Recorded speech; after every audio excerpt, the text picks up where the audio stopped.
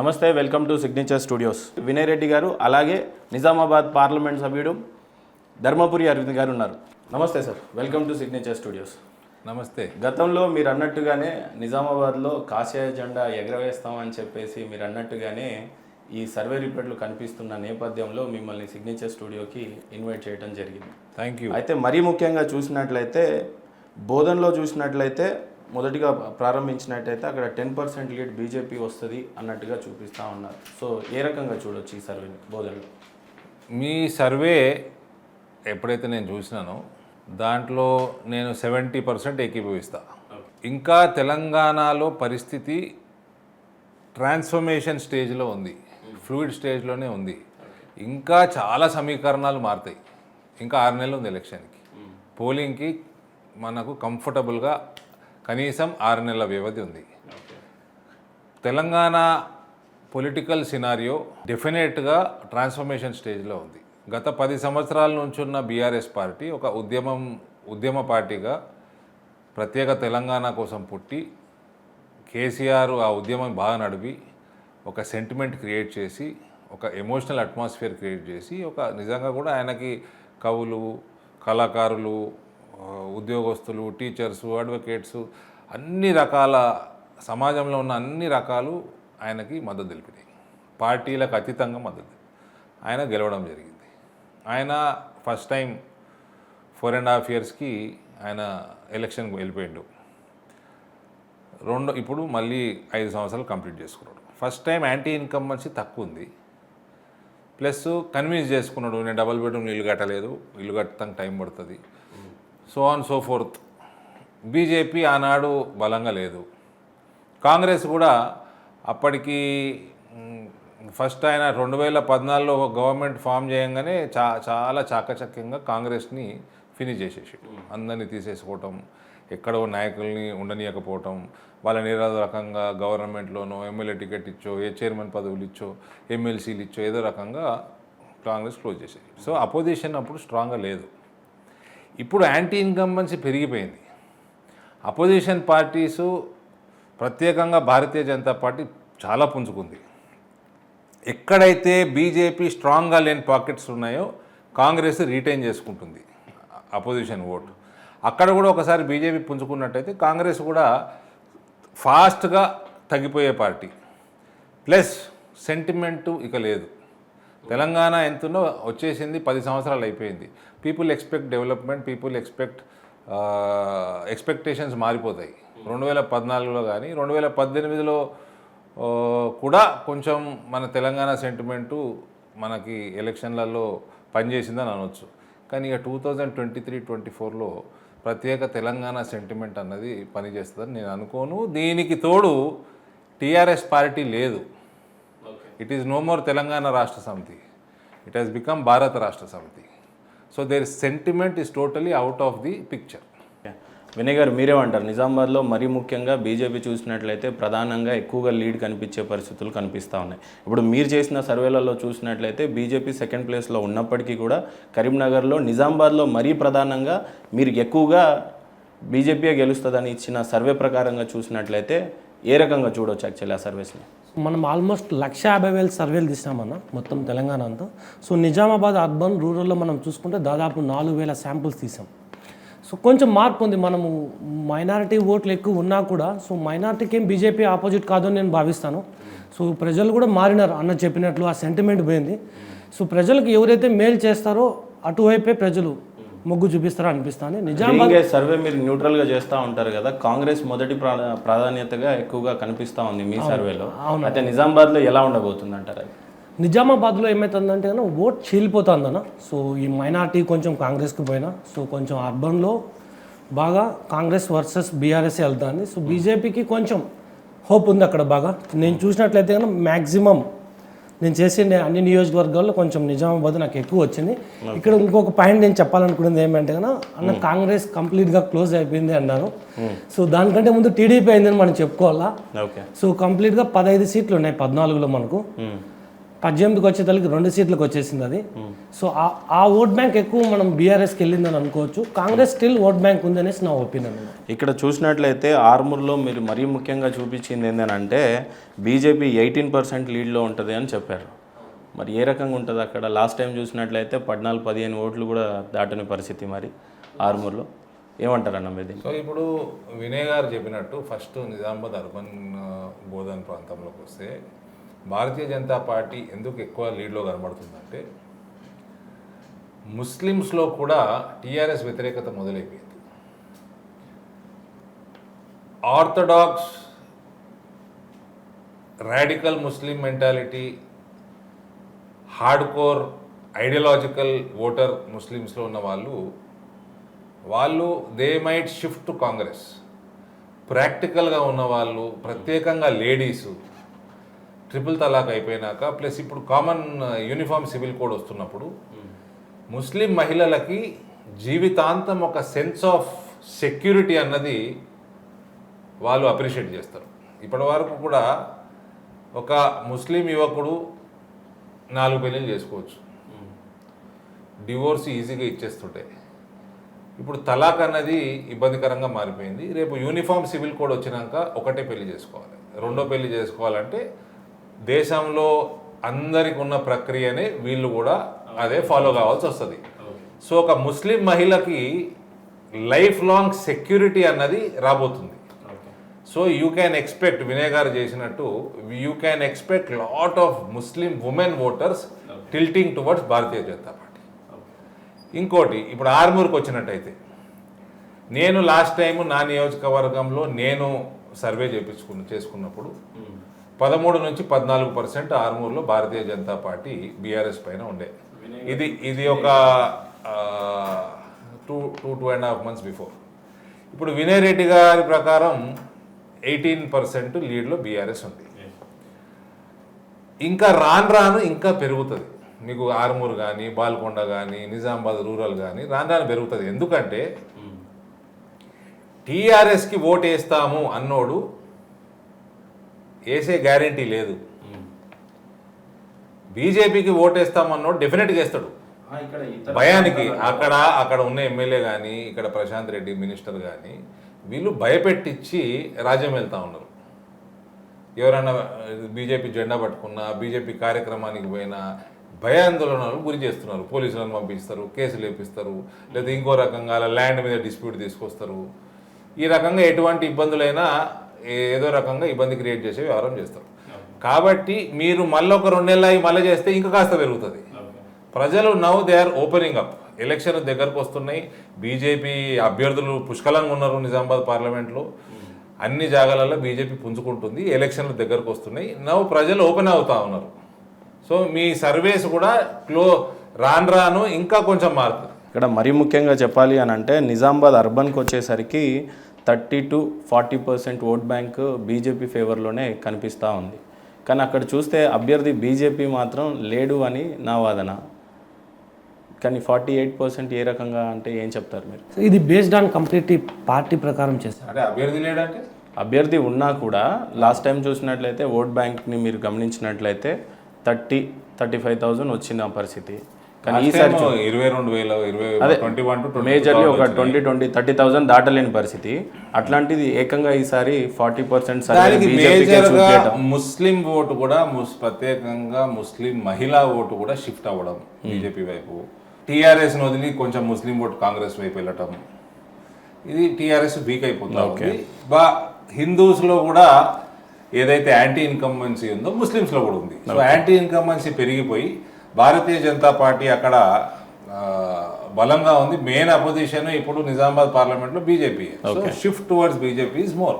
But నిజామాబాద్లో okay ఈ రకంగా ఉన్నా కూడా మరీ ముఖ్యంగా ఇటు కొరుట్ల జగిత్యాలు చూసినట్లయితే బీజేపీ అరౌండ్ 10% లీడ్లోనే కనిపిస్తూ ఉంది. కొరుట్లలో ఏ రకంగా ఉంటుంది? ఇటు జగిత్యాలు కావచ్చు, ధర్మపురి కావచ్చు, ఏ రకమైన ఎఫెక్ట్ ఉండొచ్చు? మీకు ఎంత వచ్చింది? కొరుట్లకు సంబంధించి 13% లీడ్ చూపిస్తా ఉంది. 13% లీడ్ ఉంది కదా, అది మీకు ఎలక్షన్లలో 20% లీడ్కి వెళ్ళిపోతుంది. ఏ రకంగా అంటారు? వెళ్ళిపోతుంది అంతే. మోర్ దెన్ 20% లీడ్ తోటి బీజేపీ గెలుస్తారు. ఇది కాంట్రవర్సీ అని అనుకోవద్దండి. ఆర్మూర్లో చూసినట్లయితే గతంలో మీరు సవదాలు చేసింది ఏంటంటే జీవన్ రెడ్డిని ఖచ్చితంగా ఓడిస్తాము అని చెప్పారు. 50,000 తోటి ఓడిస్తామని చెప్పినాం. ఇప్పుడు కూడా చెప్తున్నాం 50,000 తోటి ఓడిస్తామని. ఓకే, ఇప్పుడు కూడా చెప్తాము. అంటే క్యాండిడేట్ మీరే ఉంటారా లేకపోతే ఇంకెవరినైనా అరేంజ్ చేసుకుంటారా అక్కడ? కమలం పువ్వు 50,000 తోటి గెలుస్తుంది అక్కడ. ఓకే, ఇప్పుడు మీరు నెక్స్ట్ మళ్ళీ 2 నెలలు చూసుకోండి.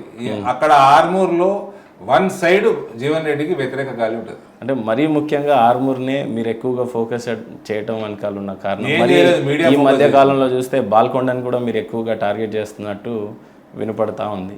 మాదొక స్ట్రాటజీ అండి. నేను ఇంతకుముందు కూడా ఒక 2 ఇంటర్వ్యూలు చెప్పాను. ఎక్కడైతే బెదిరింపులు ఎక్కువ ఉన్నాయో ఆ నియోజకవర్గాలు లాస్ట్లో చూద్దామని ఆపినాం, వేరే చోట్లలో పెంచినాం. ఓకే, నేను ఈ మధ్యనే అన్నా, ఒక 2 months బ్యాక్ ఇంటర్వ్యూలో అన్నాను. ఇప్పుడు 6 నియోజకవర్గాలు అయిపోయినాయి, ఇప్పుడు ఆర్మూర్ మీద ధ్యాస పెడతామని. ఓకే, సో అది మా స్ట్రాటజీ. నవ్వు ఆర్మూర్లో కూడా రావాల్సిన జాయినింగ్స్ అయిపోయినాయి, రావాల్సిన అట్మాస్ఫియర్ డెవలప్ చేస్తున్నాము, ఫోకస్ చేస్తున్నాము. అక్కడ కూడా గవర్నమెంట్ని ఇబ్బందికరంగా మా ప్రోగ్రామ్స్ కూడా. నిజామాబాద్ రూరల్ పరిస్థితి చూసినట్లయితే ప్రజెంట్ అక్కడ బాజిరెడ్డి గోవర్ధన్ గారు ఉన్నారు. గతంలో ఒక 20,000 మెజారిటీతో గెలిచిన పరిస్థితి. సెకండ్ ప్లేస్లో కాంగ్రెస్ ఉండింది అక్కడ. ఇప్పుడు ఫస్ట్ ప్లేస్లోనే బీజేపీ కనపడతా ఉంది. అది 8% ఓట్ బ్యాంక్తో లీడ్లో ఉన్నట్టు చూపిస్తూ ఉంది. దీన్ని రకంగా చూడొచ్చు. అది కూడా మీకు 12 నుంచి 15% తోటి గెలుస్తాం ఈజీగా. అంటే థర్డ్ ప్లేస్లో ఉన్న అభ్యర్థి లాస్ట్ టైము బీజేపీ అభ్యర్థి కాదు, పార్టీ. సో ఈ టైంలో ఎలా ఏ రకంగా ముందు? మేము అన్ని 7 నియోజకవర్గాలలో 3rd ప్లేస్లోనే ఉన్నాము. మాకు 7 నియోజకవర్గాలలో 2018లో డిపాజిట్లు పోయినాయి. ఓకే, ఇప్పుడు 7 నియోజకవర్గాలలో గెలిచే పరిస్థితి ఉంది. నేను ఎప్పటి నుంచో చెప్తా ఉన్నా, మీ సర్వే కూడా అదే చెప్తుంది. అయితే ఈ సర్వే మొత్తంలో చూసినట్లయితే కరీంనగర్ ఇటు నిజామాబాదే ఎక్కువగా చూపిస్తూ ఉంది. కరీంనగర్లో ఒక 3 స్థానాల్లో బీజేపీ లీడ్ చేస్తున్నట్టు కనిపిస్తున్న పరిస్థితి, కానీ నిజామాబాద్లో 7 నుంచి 8 స్థానాల్లో బీజేపీ ప్రధానంగా గెలిచే ఛాన్సెస్ కనపడతా ఉంది. నీకు highest number of MLAs for Bharatiya Janata party Nizamabad పార్లమెంట్కి వెళ్ళి వస్తాయి. ఓకే, 2023 ఎలక్షన్లో అసెంబ్లీలో. కారణం ఏంటంటారు? కారణము మోదీ గారి నాయకత్వం, హిందువులు ప్రజల దయ. ఓకే, ఈసారి అసెంబ్లీకి పోటీ చేస్తారా ధర్మపురి అరవింద్ అంటే? అది మా నడ్డా గారిని అడగాల్సిన క్వశ్చన్ అది. నాకు తెలియదు. కలిసి వస్తే ఏం చేస్తావు? అంటే మీ నిర్ణయం ఫస్ట్ కలిసి వచ్చినాం అనుకో ఎలక్షన్లో ఏం చేస్తారు? అంటే హైకమాండ్ చెప్తే అసెంబ్లీకి ధర్మపురి అరవింద్ ఖచ్చితంగా నిలబడతారు. చెప్తే ఏం చెప్పినా చేయాలా? అంటే ఏ ప్లేస్లైనా లేకపోతే ప్రధానంగా కొరుట్ల అది కూడా హైకమాండే చెప్తుంది. అర్బన్ కూడా మీరే అన్నట్టు వినిపిస్తా అది కూడా పార్టీయే చెప్తుంది. ఓకే, మన నడ్డా గారు ఏం చెప్తే చేస్తాము. Okay, right. ఒక పక్క చూసినట్లయితే 7 నుంచి 8 స్థానాలు ఇక్కడ నిజామాబాద్ కొద్దిగా బీజేపీకి ఫేవర్లో కనపడుతున్న పరిస్థితి ఉన్నప్పటికీ, రైట్ వినయ్, ఇప్పుడు ఆదిలాబాద్ డిస్టిక్ నుంచి చూసినట్లయితే రైట్ ఫ్రమ్ ద బిగినింగ్ నేను ఏ పార్టీ పేరు నేను కాన్స్టిట్యున్సీ పేరు చదువుతాను, అక్కడ ఏ పార్టీ లీడ్లో ఉంటుందో మీరు చెప్పాలి. రైట్, ఆదిలాబాద్ బీజేపీ ఉందన్న 14.4% లీడ్లో కనిపిస్తుంది మనకు. ఏ రకంగా చూడొచ్చు అన్న ఆదిలాబాద్ని? In general today's Telangana tendency ఏముందంటే, కాంగ్రెస్ ఏం చూడని పార్టీ కాదు వాళ్ళు. ఇప్పుడు టీఆర్ఎస్ని ఎందుకు ఓడగొడుతున్నారు? One of the major factors ఒకటేమో ఫ్యామిలీ ఆరోగెంట్ రూల్, రెండోది కరప్షన్, మూడోది వెల్ఫేర్ స్కీమ్స్ లేకపోవటం. ఎంతసేపు వీళ్ళు మాట్లాడితే 2,000 పెన్షన్ అంటారు, 10,000 రైతు బంధు అంటారు తప్ప వేరేదేం లేవు. ఒక ఆరోగ్య బీమా లేదు, ఒక ఆవాస్ యోజన ఇల్లు కట్టించేది లేదు, ఆరోగ్యం లేదు, విద్య లేదు, వైద్యం లేదు. మేజర్ మొత్తం డిజాస్టర్లే ఇక్కడ. ఓకే, ఏదైతే వీళ్ళు ఇరిగేషన్ ప్రాజెక్టు కాళేశ్వరం అనుకుంటున్నాడో 1 లీటర్ నీళ్ళు వస్తలేవు వాళ్ళకి, 1 TMC నీళ్ళు కూడా ఎడికి వస్తలేవు. బేసికల్గా ఏముందంటే ప్రజలలో మోదీ గారి మీద అభిమానం విపరీతంగా పెరుగుతుంది. ప్లస్ ఇదేం ఫ్యామిలీ పార్టీ కాదు, ప్లస్ ఇది కరప్షన్కి దూరం ఉన్న పార్టీ.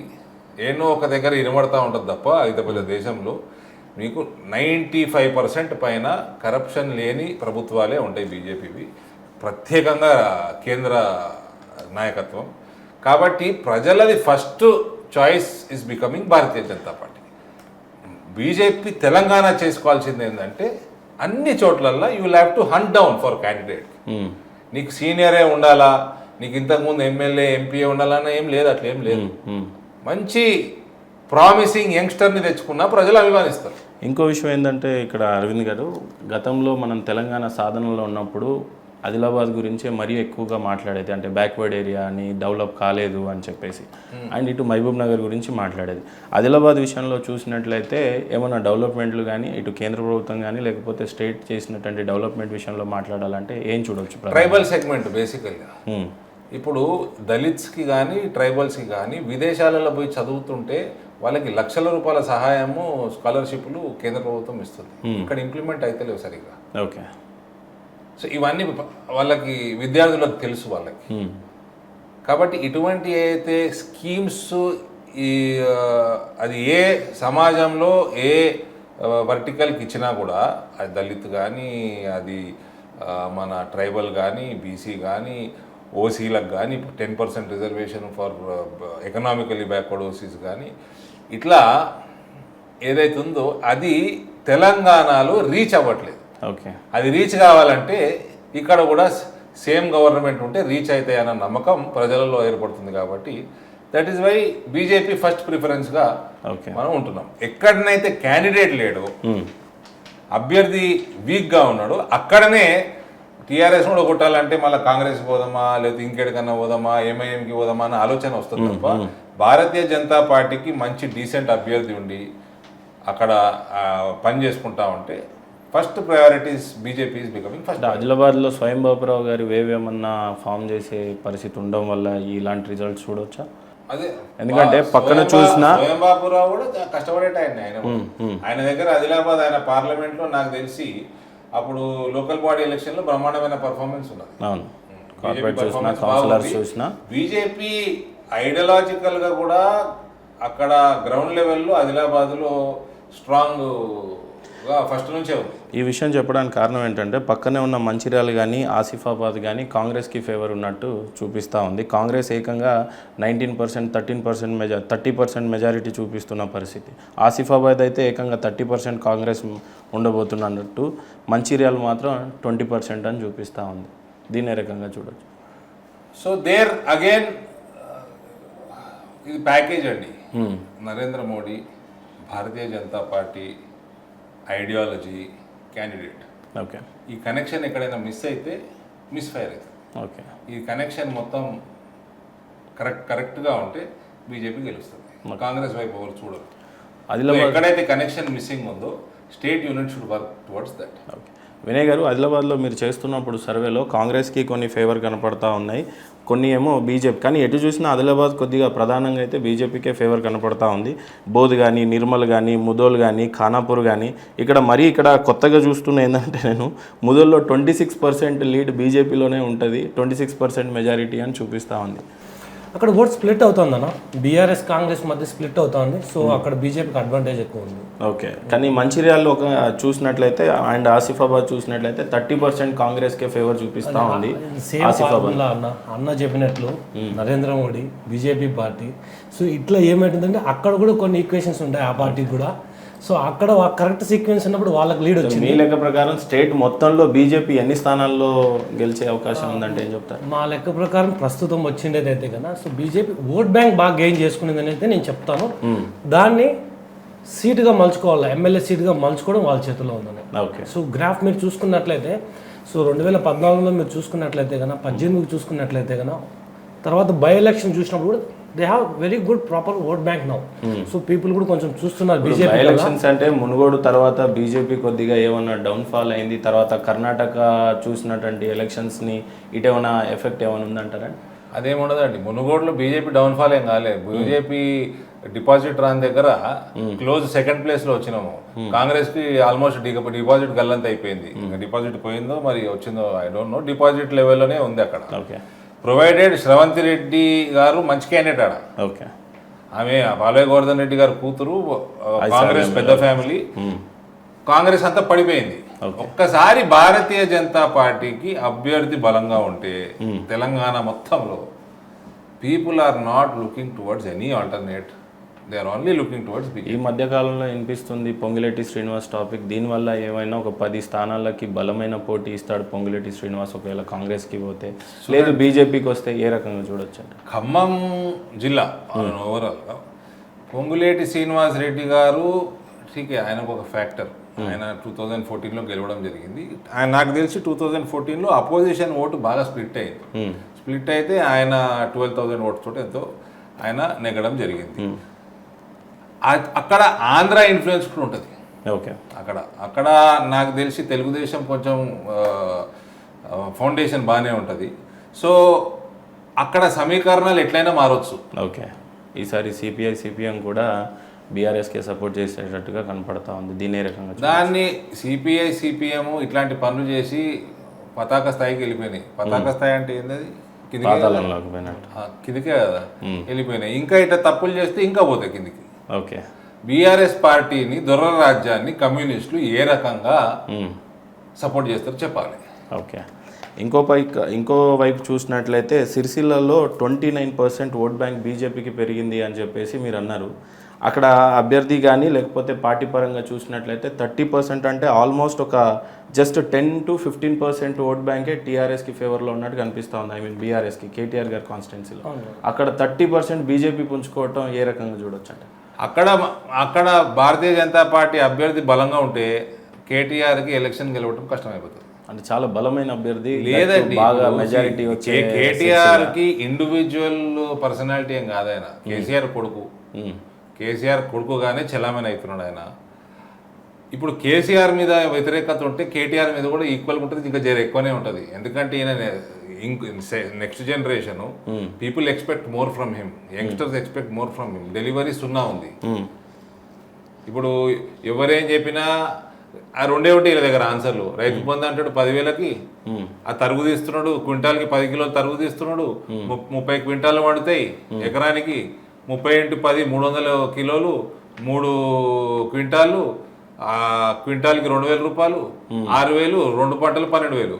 ఇటు 10,000 ఇస్తున్నాడు, అటు 12,000 వేసుకుపోతున్నాడు. ఓకే, మీరేమంటారు వినయ్ గారు? అక్కడ వేరే రైతులై మీరు ₹1,00,000 రుణమాఫీ అనండి, మీరు ఫసల్ బీమా అనండి, మీకు ఎంఐఎస్ పథకం అనండి, బోనస్లు అనండి, మీకు అకాల వర్షాలకు అతి వర్షాలకు డ్యామేజ్ అయిన పంటకి ఏమన్నా నష్టపరిహారం అండి, ఏముండవు.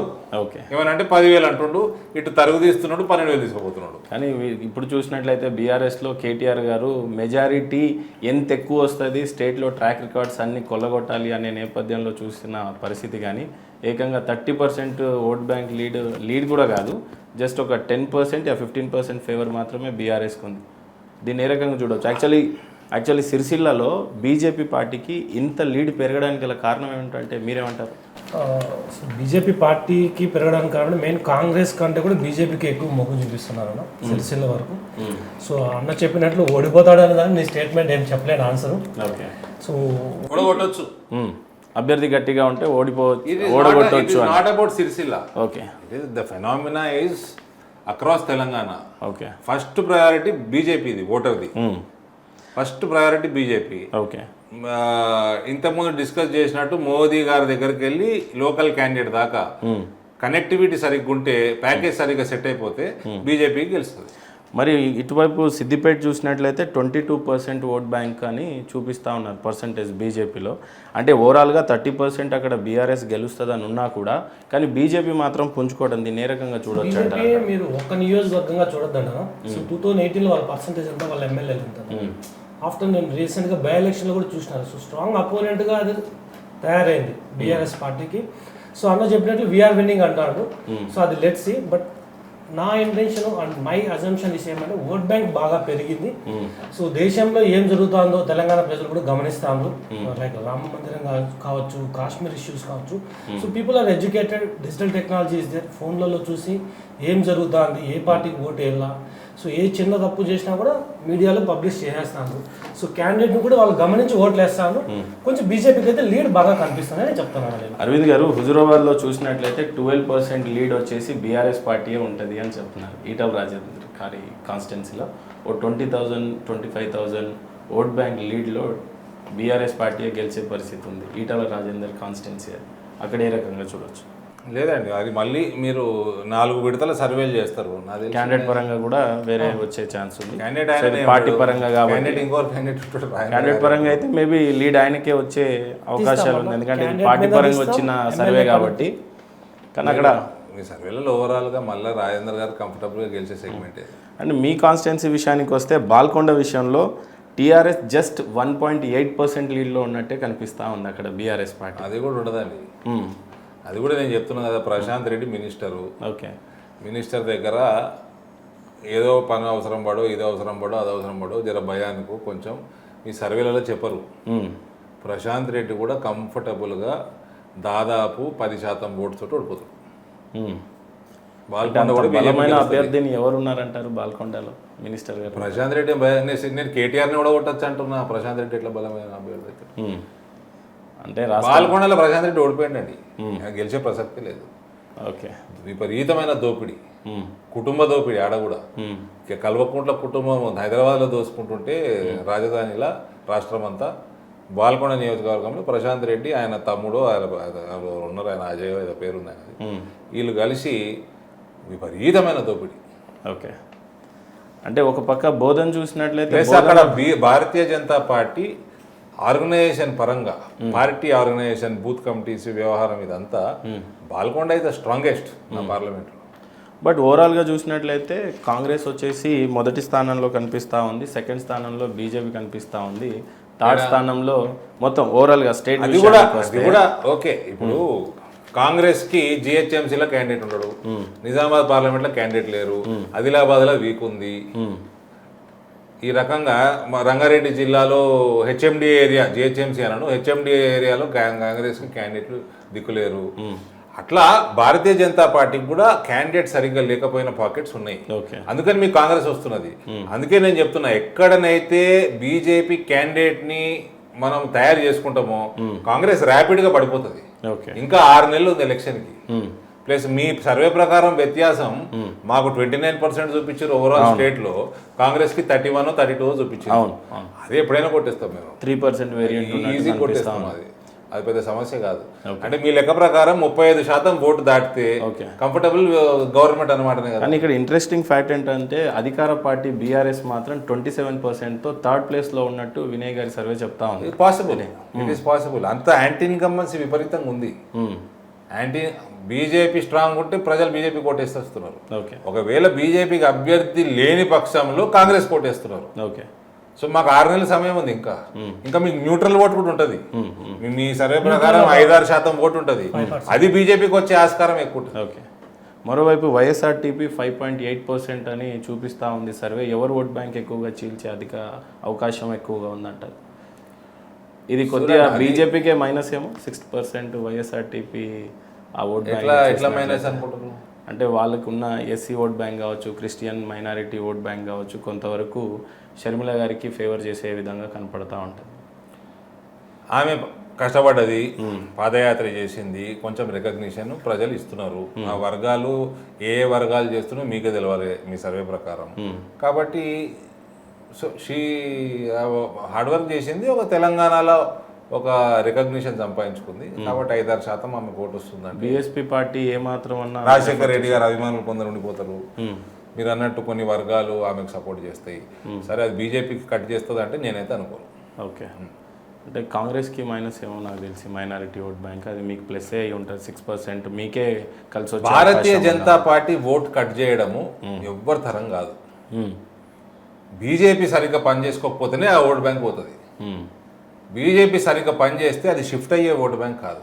ఓకే, అంటే ఇక్కడ అంటే కరీంనగర్ విషయానికి వస్తే జస్ట్ 2 or 3 ప్లేసెస్లోనే బీజేపీ ముందంజలో ఉన్నట్టు చూపించారు. కానీ అక్కడ ఏకంగా బండి సంజయ్ గారు ఉన్నటువంటి ప్రాంతం కరీంనగర్లో ఎలా ఉండొచ్చు అంటే ఏం చెప్తారండి?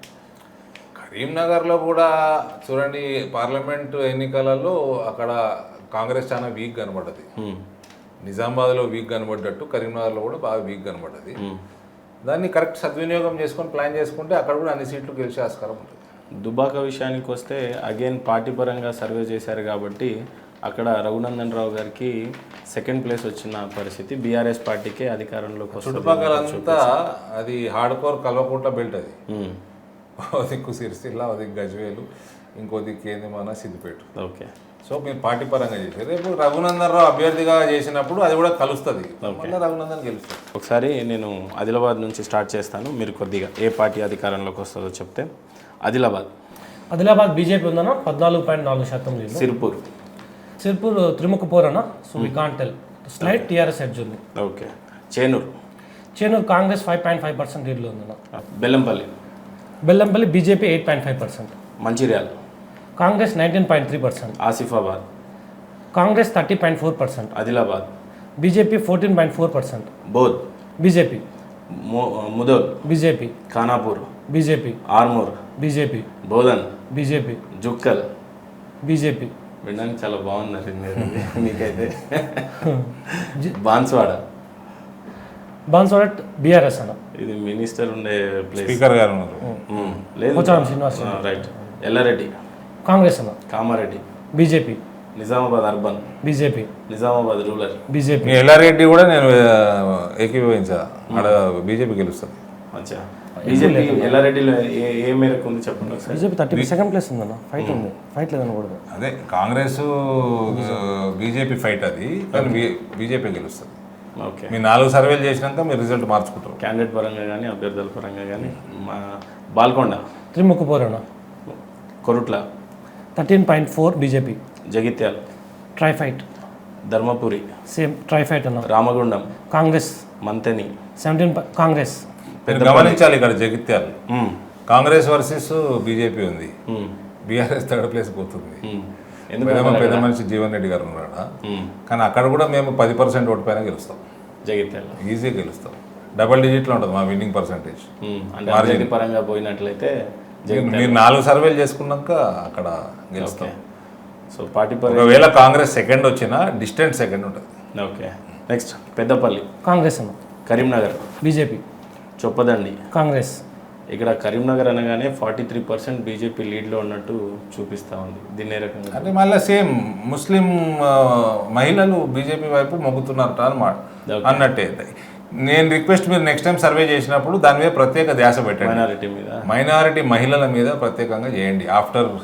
Specially after civil code. Vinayaka ముందు చూసుకుంటాం. రైట్. రైట్. చొప్పదండి, చొప్పదని కాంగ్రెస్ అన్న. వేములవాడ, ట్రైఫైట్ అన్న. సిరిసిల్ల, బీఆర్ఎస్, మానకొండూరు, కాంగ్రెస్ అన్న. హుజూరాబాద్, బీఆర్ఎస్, హుస్నాబాద్, కాంగ్రెస్, సిద్దిపేట్, బీఆర్ఎస్, మెదక్, ట్రైఫైట్ అన్న. నారాయణఖేడ్, సేమ్ ట్రైఫైట్. మెదక్ బీజేపీ గెలిచే ఆస్కారం బాగుంది. ఆందోళ్, ఆందోళ్ కాంగ్రెస్ అన్న. నర్సాపూర్, బీజేపీ, జైరాబాద్, కాంగ్రెస్, సంగారెడ్డి, ట్రైఫైట్ అన్న. పటాన్చేరు, బీఆర్ఎస్, దుబ్బాకలో వచ్చేసి ఇందాక నేను అన్నట్టు 7.3%తో పార్టీ పరంగా చూసినట్లయితే టీఆర్ఎస్ఏ లీడ్లో ఉన్నట్టు. ఇప్పుడు మీరు ఇంకోటి మీరు ఎక్కడెక్కడైతే కాంగ్రెస్ చెప్తున్నారో నేను నాకున్న అవగాహనతోటి ఇప్పుడు ఆందోళన అంటే దామోదర్ రాజ నరసింహ గారు ఉన్నారు. ఒక్కసారి బీజేపీలో స్ట్రాంగ్ క్యాండిడేట్ రాగానే సర్వలు మారిపోతాయి, మొత్తం మారిపోతాయి. కాంగ్రెస్లో ఉన్న సీనియర్ నాయకులు, బలమైన నాయకులు ఎవరైతే ఉన్నారో వాళ్ళు మూవ్ అయితే చెప్పలేము ఒకటి. రెండోది ఇప్పుడు మాకు ఈటల రాజేందర్ గారు టీఆర్ఎస్ నుంచి బీజేపీలోకి వచ్చినట్టు, ఈడ రాజగోపాల్ రెడ్డి కాంగ్రెస్ నుంచి బీజేపీలోకి వచ్చినట్టు, కాంగ్రెస్ వాళ్ళు బీజేపీలోకి వచ్చినా లేదా బీజేపీకి బలమైన అభ్యర్థి దొరికినా వాళ్ళు ఓడిపోతారు. మరి కొంతమంది బలమైన నాయకులు బీజేపీ పార్టీని వదిలి కనుక అధికార పార్టీ వైపు కానీ కాంగ్రెస్లోకి వెళ్తే ఏ రకంగా ఉంటుంది? మళ్ళా అగేన్స్ట్ ద టైడ్ స్విమ్మింగ్ అది. మీకు కొత్త జనరేషను, యువత బిలో 40 years 60% పైన ఉంటుంది. 60-70% ఓటింగ్ బిలో 40 year ఏజ్ ఉంటుంది. ఓకే. ఇదంతా కూడా pro Modi, pro BJP, pro nationalistic, Hindutva, ఇవన్నీ ఐడియాలజికల్ ఓట్ బ్యాంక్ ఎక్కువ ఇందులో. సో వీళ్ళు కాంగ్రెస్కి అంత ఈజీగా కనెక్ట్ గారు. బీజేపీకి మరీ క్యాండిడేట్ లేకపోతే టీఆర్ఎస్ ఓడించడానికి కాంగ్రెస్కి ఇస్తారు. జానారెడ్డి గారు నాగార్జున సాగర్ ఓడిపోయారు. జానారెడ్డి వెరీ టాల్ లీడర్, ఓడిపోయారు. There is a disconnect. New generation, young voters up to 40 years are little more maybe, these are all pro Modi voters. కానీ అరవింద్ గారు చూసినట్లయితే కర్ణాటకలో ఓడిపోవటం బీజేపీ, ఇంకొకటి ఇప్పుడు డీకే శివకుమార్ ఇక్కడికి వచ్చి వ్యూహాలు రచిస్తాడు అని, ఇంకొకటి ఇప్పుడు కొత్తగా చూసినట్లయితే పొంగులేటి శ్రీనివాస్ కాంగ్రెస్లోకి వెళ్తాడు అనేది ప్రధానంగా వినిపించింది. డీకే శివకుమార్ గుజరాత్కి పోయి ఆపిన ఎవరన్నా వ్యూహాలు రచించమని, ఉత్తరప్రదేశ్ ఆపిన ఎవరన్నా, ఎవరు ఆపలే కదా, ఏమైంది మరి? సో సేమ్ డీకే శివకుమార్ కర్ణాటకలో పనిచేస్తుంది. సో ఇక్కడ సేమ్ డికే పథకాలు. శివకుమార్ ఇక్కడ ఎందుకు పని చేస్తాడు? ఆయన ఆ బ్రాండ్ ఇక్కడ పనిచేయదు. మ్మ్. యడ్యూరప్ప బ్రాండ్ కర్ణాటకలో పనిచేస్తుంది. మ్మ్. యడ్యూరప్ప బ్రాండ్ తెలంగాణలో పనిచేసిందా? మ్మ్. చేసిందా? చేయదు కదా. ఏ బ్రాండ్ ఆడ పనిచేస్తుంది. మోదీ బ్రాండ్ దేశం అంతా పనిచేస్తుంది. మ్మ్. అట్లా ఓకే. సో మోడీని నమ్ముకున్నారైతే ఈసారి బీజేపీ. ప్రజలు మోడీని నమ్ముతున్నారు. ఓకే. సో గజ్వేల్ విషయానికి వస్తే కేసీఆర్ గారు ఉన్న ప్రాంతం అది, అక్కడ బీజేపీ 21%. ఆయన గెలవాలా కూడా. కేసీఆర్ గారు కేసీఆర్ గెలవాలా. ఎందుకంటారు అట్లా? అసెంబ్లీలో చూడాలనుకున్నారా? ఆయన ఉండాలి అసెంబ్లీలో. అపోజిషన్లో చూడబుద్ధి అవుతుంది నాకు ఆయన. ఓకే.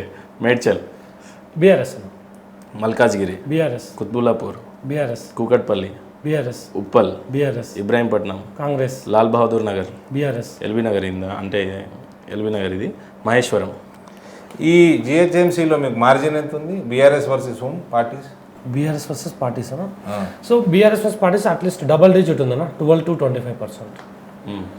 అది మళ్ళీ క్రాస్ చెక్ చేసుకోవాలి మీరు. మీకు అది మళ్ళీ చాలా మారుతుంది ఇక్కడ.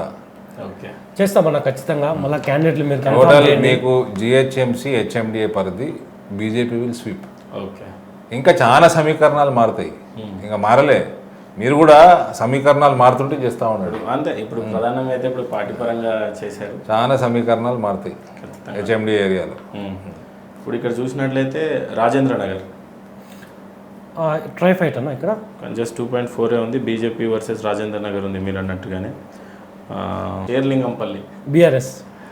మళ్ళీ చెప్తా ఇది గెలవదు షేర్లింగంపల్లి బీఆర్ఎస్. షేర్లింగంపల్లి గతంలో మీరే ఇన్ఛార్జ్గా ఉన్నారనుకుంటా అక్కడ మున్సిపాలిటీ ఎలక్షన్స్ విషయానికి వస్తే. ఎప్పుడు అక్కడ బోనీ చేయలే బీజేపీ, మొన్న బోనీ చేసినాం కార్పొరేటర్లు. కరెక్ట్. కానీ అక్కడ మీకు 24% ఓట్ బ్యాంక్ అంటే గతంలో చూసినట్లయితే కొద్దిగా పెరిగినట్టే ఇది షేర్లింగంపల్లి. హెచ్ఎండిఏ సమీకరణాలు మీకు లాస్ట్ 1.5 మంత్లో మస్తు మారుతాయి. ఓకే. చేవెళ్ళ, చివరిలో ట్రై ఫైట్ అన్న. అక్కడ బీజేపీ స్ట్రాంగ్గానే ఉంది. మళ్ళీ అగైన్ పరిగి, కాంగ్రెస్ అన్న, వికారాబాద్, కాంగ్రెస్, తాండూర్, ట్రై ఫైట్, ముషీరాబాద్. బీఆర్ఎస్. తాండూరులో ట్రై ఫైట్ ఎవరెవరికి ఉంటుందండి? తాండూరులో కాంగ్రెస్ ఎడ్జ్లో ఉంది. నెక్స్ట్ సెకండ్ ప్లేస్లో వచ్చి బీఆర్ఎస్ ఉంది, థర్డ్ ప్లేస్లో వచ్చి బీజేపీ ఉంది. అంతా కూడా 1-2% డిఫరెన్స్లో ఉన్నాయండి. ఓకే.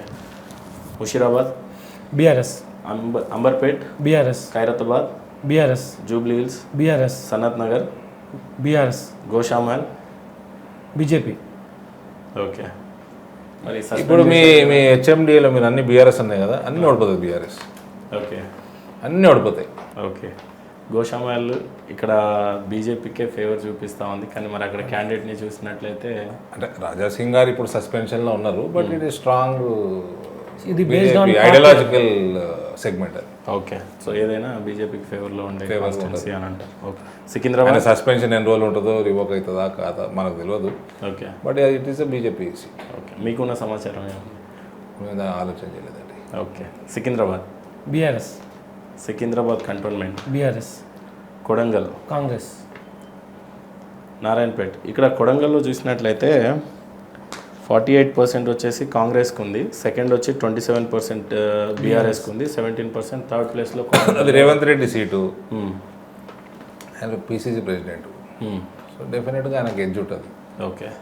సో ఈసారి కొడంగల్ నుంచి అయితే ఆయన లించకపోవచ్చు అని కొన్ని వర్గాలు చెప్తా ఉన్నాయి. అది ఆయననే చెప్పాలి, మనం ఎట్లా చెప్తాము. Narayanpet, Narayanpet, BRS slight majority, Mahabubnagar, BRS, Jadcherla, Congress, Devarakadra, BJP, Makthal, Congress, Wanaparthy, BJP, Gadwal. Gadwal బీజేపీనా. ఓకే. 20% అండి. డీకేఆర్ నగర్ సెగ్మెంట్ అది. Mahabubnagar, part of Mahabub Nagar BJP strong ఉంది. ఓకే. వేరే చోట కూడా ఒకసారి మనము బలమైన క్యాండిడేట్ రాగానే అది కూడా మారిపోతుంది. Okay. Alampur, Congress, Nagarkurnool, Nagarkurnool fight between Congress and BJP. Right. 3%లో కాంగ్రెస్ ఉంది. అచ్చంపేట్, కాంగ్రెస్, కల్వకుర్తి, బీజేపీ, షాద్నగర్, కాంగ్రెస్, కోలాపూర్, కాంగ్రెస్, దేవరకొండ, కాంగ్రెస్, నాగార్జున సాగర్, కాంగ్రెస్, మిర్యాలగూడ, కాంగ్రెస్, హుజూర్ నగర్, కాంగ్రెస్, కోదాడ, కాంగ్రెస్, సూర్యాపేట్, కాంగ్రెస్, నల్గొండ, కాంగ్రెస్, మునుగోడు.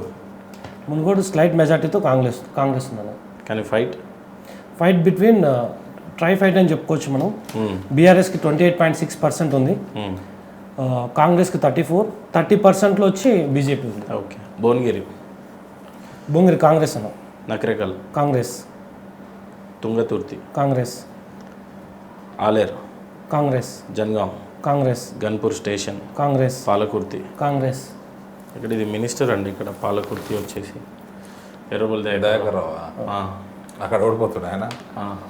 12.4%. టీఆర్ఎస్ బాగా యాంటీ ఉందండి. బీఆర్ఎస్ పార్టీకి విపరీతమైన యాంటీ ఇన్కమ్. ఓకే. అయితే వినయ్ రెడ్డి మీ సర్వేలో అయితే మరీ ముఖ్యంగా చూసినట్లయితే మినిస్టర్లు కూడా ఒక 7-8 మందికి ఈసారి కొంచెం కష్టంగానే ఉందన్న. ఓకే. కేటీఆర్ కూడా అంత కంఫర్టబుల్ నేను లేడు కదా. ఎందుకంటారు? మీ సర్వే అంటుంది అంత కంఫర్టబుల్ నేను లేదు, ఓడించవచ్చు అక్కడ. క్యాండిడేట్ స్ట్రాంగ్గా ఏమైనా ప్లాన్ చేస్తారా? మీరే వెళ్తారా లేకపోతే? Time will tell. Dornakal, Congress. Mahabubabad, Congress. Narsampet, Congress versus BJP, slight majority to BJP. Okay. Parkal, Congress. Warangal west, try fight అన్న. వరంగల్ ఈస్ట్, బీఆర్ఎస్. కానీ ఇక్కడ కూడా ట్రై ఫైటే ఉన్నట్టుగా 3%లో ఉంది. వరంగల్ ఈస్ట్ వెస్ట్ బీజేపీకి ఆవిష్కారం ఎక్కువ. బీజేపీ కూడా 30% ఉన్నారు. క్యాండిడేట్ల పేరు నేను చెప్పను, క్యాండిడేట్లు నిర్ణయం చేసేది నేను కాదు, నువ్వు కాదు. ఓకే. బట్ అక్కడ వాతావరణం డెఫినెట్గా ప్రో బీజేపీ ఉంటుంది. ఎస్. వర్ధనపేట్, కాంగ్రెస్. ఇక్కడ కూడా ట్రై ఫైట్ ఉంది మళ్ళీ.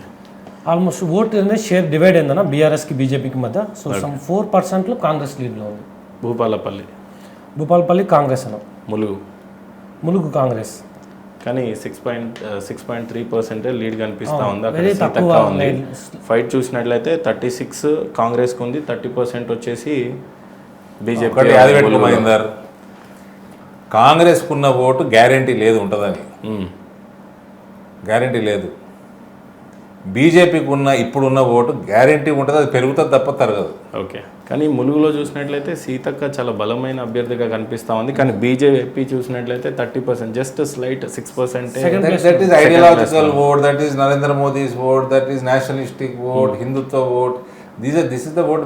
కానీ మరీ ముఖ్యంగా గమనించినట్లయితే ఆదిలాబాద్ కొద్దిగా బ్యాక్వర్డ్ ఏరియా అంటూ ఉంటాం. ఇటు ములుగు కానీ మహబూబ్ నగర్ కానీ బీజేపీ ఎక్కువగా స్ట్రాంగ్ కనిపిస్తూ ఉంది బ్యాక్వర్డ్ ఏరియా డిస్ట్రిక్ట్స్లలో.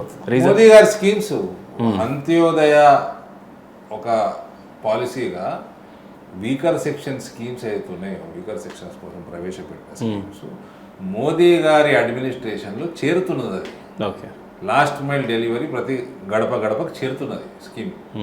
ఎక్కడ కూడా లీకేజీలు పిరిఫరేజీలు లేవు. ఏమైతే ఢిల్లీ నుంచి వెళ్ళిన రూపాయి లాస్ట్ మినిట్ దాకా చేరుతున్నది. ఓకే. కాబట్టి ఇవన్నీ గమనిస్తారు ప్రజలు.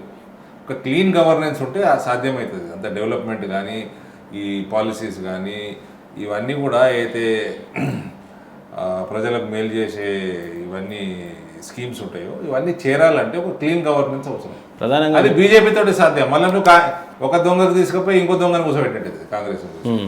సో కాంగ్రెస్కి ఎప్పుడు చూస్తారంటే వాళ్ళకి సరే పాత 125 సంవత్సరాల పార్టీ, ఈడ ప్రభుత్వంలో ఉన్న పార్టీ అభ్యర్థులు ఉన్నారు వాళ్ళకి. ఒక నేను చెప్పిన మనం అనుకున్నట్టు Adilabad, Nizamabad, part of Karimnagar, HMDA, part of Mahabub Nagar, ఈ అన్ని ఏరియాస్లో వాళ్ళ క్యాండిడేట్లు కష్టం. వేరే జాగాలో వాళ్ళ క్యాండిడేట్లు ఉన్నారు, ఉన్న జాగాలో వాళ్ళు ఇంటరాక్ట్ ఉంటున్నారు. ఒకసారి బీజేపీకి మంచి అభ్యర్థి రాగానే వాళ్ళు టక్కన పడిపోతుంది వాళ్ళకి. వినయ్ గారు మీరేమంటారు? మరీ ముఖ్యంగా చూస్తే ఆదిలాబాద్ కావచ్చు లేకపోతే మహబూబ్ నగర్ కావచ్చు, ఇలాంటి కొద్దిగా బ్యాక్వర్డ్ డిస్ట్రిక్ట్స్లలో బీజేపీ ఎక్కువగా ఫోర్స్ కనిపిస్తూ ఉంది. ఎందుకంట? Digital media. సో జనాలు చూస్తున్నారన్న దేశంలో ఏం జరుగుతుంది, రాష్ట్రంలో ఏం జరుగుతుంది, జనాలు అబ్జర్వ్ చేస్తున్నారు. వాళ్ళ మైండ్ సెట్ కూడా మారిందని నేను అనుకుంటాను. ఓకే. దెన్ పినపాక కాంగ్రెస్ అన్న. ఇల్లందు కాంగ్రెస్. ఖమ్మం కాంగ్రెస్. దెన్ పాలేరు కాంగ్రెస్. మదిరా కాంగ్రెస్. వైరా కాంగ్రెస్. సత్తుపల్లి కాంగ్రెస్. కొత్తగూడెం కాంగ్రెస్. అశ్వారావుపేట కాంగ్రెస్. భద్రాచలం కాంగ్రెస్. అది ఓవరాల్ గా చూసినట్లయితే ఏ పార్టీ ఎలా ఉంటుందో ఒకసారి. బీజేపీకి అభ్యర్థుల దగ్గర బీజేపీ చూపిస్తున్నారు మీరు, కాంగ్రెస్ అభ్యర్థుల దగ్గర కాంగ్రెస్ చూపిస్తున్నారు. ఈ రెండింటికి లేని దగ్గర టీఆర్ఎస్ గెలుస్తుంది ఆడాడ. అయితే ఖమ్మం వరుస పెట్టి కాంగ్రెస్ అనే చూపించాడు కానీ అన్ని డెడ్ ఇదిలోనే ఉంది. ఖమ్మం రాజకీయము, హెచ్ఎండిఏ రాజకీయము ఎప్పుడైనా మారొచ్చు. లాస్ట్ 1 month లో మస్తు మారుతుంది. ఓకే. ఓవరాల్గా చూసినట్లయితే వినయ్ ఏ పార్టీ ఎలా ఉందో ఒకసారి స్టేట్లో చెప్తే విల్ క్లోజ్ దట్.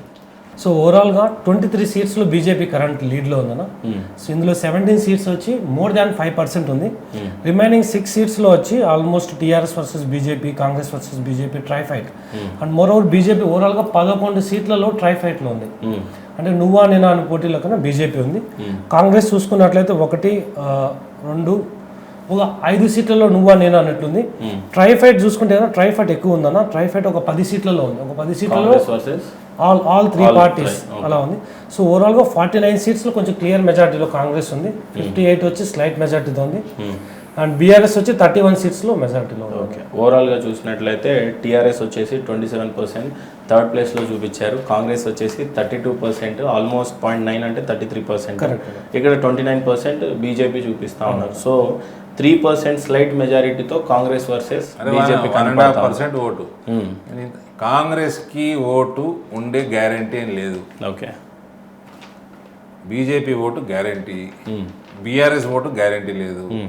ఇప్పుడు కాంగ్రెస్ గెయిన్ అవుతుంది అంటే ఎక్కడెక్కడ గెయిన్ అవుతుందో అది బీఆర్ఎస్ నుంచి గెయిన్ అవుతున్నది. ఓకే, బీజేపీ నుంచి గెయిన్ అయ్యేది కాదు. బీజేపీ ఓటు ఇంటాక్ట్ ఉంటుంది ఎప్పుడు. ఓకే, సో మీ న్యూట్రల్ ఓటు ఇవన్నీ కూడా ఎక్కడెక్కడైతే మీకు 15 సీట్లలో ఎక్కువనో ట్రై పార్టీ ఫైటింగ్ ఉందో అక్కడ బీజేపీ గెలిచే ఆస్కారం ఎక్కువ ఉంటుంది. న్యూట్రల్ ఓట్ బీజేపీకి షిఫ్ట్ అయ్యే ఆస్కారం ఎక్కువ ఉంటుంది.